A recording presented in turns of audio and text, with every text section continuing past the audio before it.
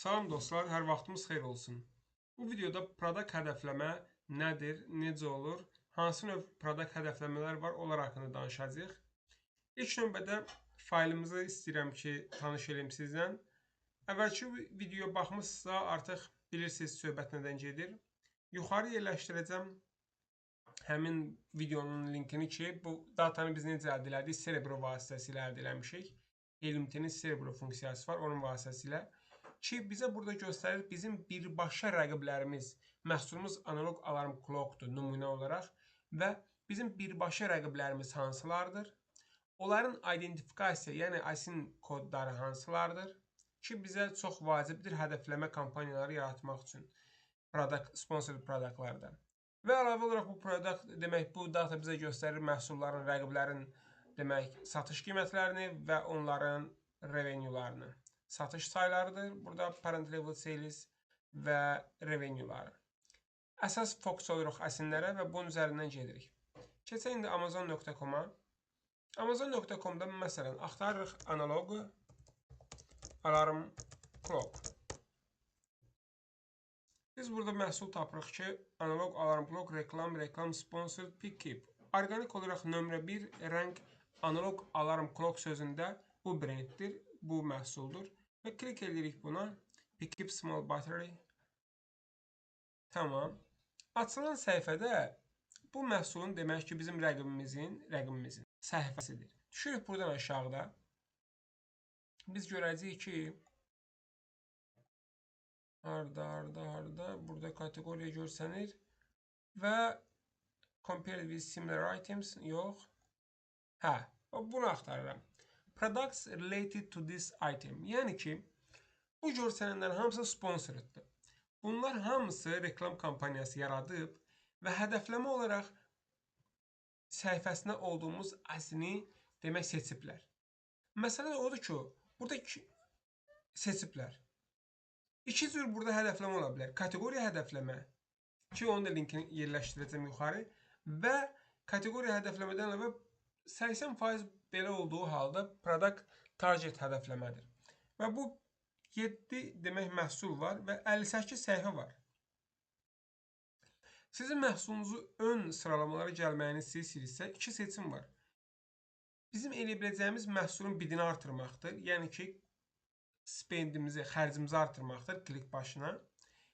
İkincisi isə odur ki, Amazon alqoritması tərəfindən əgər performans yaxşı olarsa, hər göstərişdə 20%, 25% conversion rate varsa, Amazon bizim məhsulumuzu daha da boost edib ön səhifələrə çıxardacaq. Product hədəfləməni biz başa düşdük ki, demək nədir? Birbaşa hansısa bir məhsulun səhifəsinə girdikdə, həmin səhifədə bizim məhsulumuzun görsənməsi bu deyil. Bu, yuxarıda sağ tərəfdə görsənən şəkil ki var, Wake Up Light Sunrise Alarm Clock. Bu display adlanır, o növbəti leveldir. Aşağıdakı da eynən, bu da display adlanır. Şəkil olaraq belə geniş ekranda görsənməyi. Amma sponsored product olaraq yerləşənlər bunlardır sadəcə. Bunlar üçün brend registrasiya plus kontentə ehtiyac yoxdur. Ancaq burada əgər biz istəyiriksə display olaraq görsənsin, sağında, altında və ya üzərdə də görsənə bilər ki, burada var. Bunlar A plus kontent və registrasiya brend istəyirlər ki, biz onun üçün eligible olaq. Yəni ki, hüquq yaransın bizim səhifəmizə, məhsulumuza elə bir kampaniya tipi yaratmağa. Belə. İndi keçək Amazonda baxmağa ki, necə yaradırıq. Seller Central'a gəlirik. Seller Central'da Campaign Manager'ı klik edirik. Oradan Sponsored Product və Continue klik edirik. Açılan səhifədə Ad Group name-i formalaşdırmalıyıq. Məsələn, bizdə hal-hazırda exact match-i deyək, exact nəyə görə exact yazıram? Burada iki cür var. Belə yerləşdirim. Hər ikisi ola bilər. Expand. Bu ikisi fərqli-fərqli kampaniya olaraq düşünün. Exact expand. Analog. Alarm.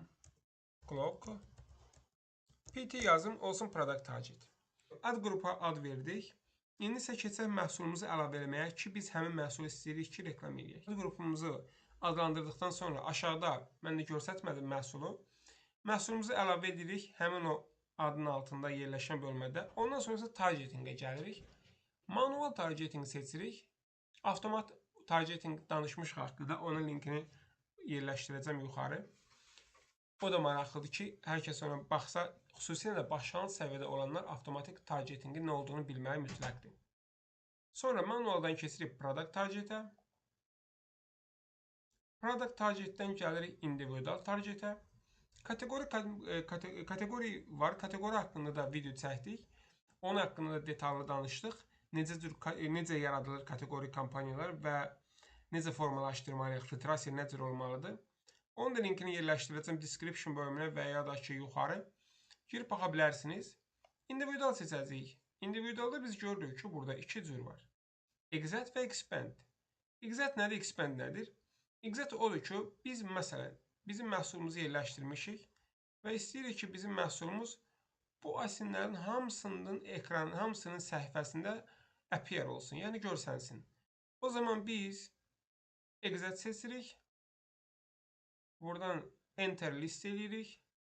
Exit past və suggest bid də var, custom bid də var, default var. Suggest bid odur ki, Amazon tərəfindən verilir. Custom bid özümüz yerləşdiririk. Məsələn 30 cent. Suggest bid deyək qalsın Amazon tərəfindən.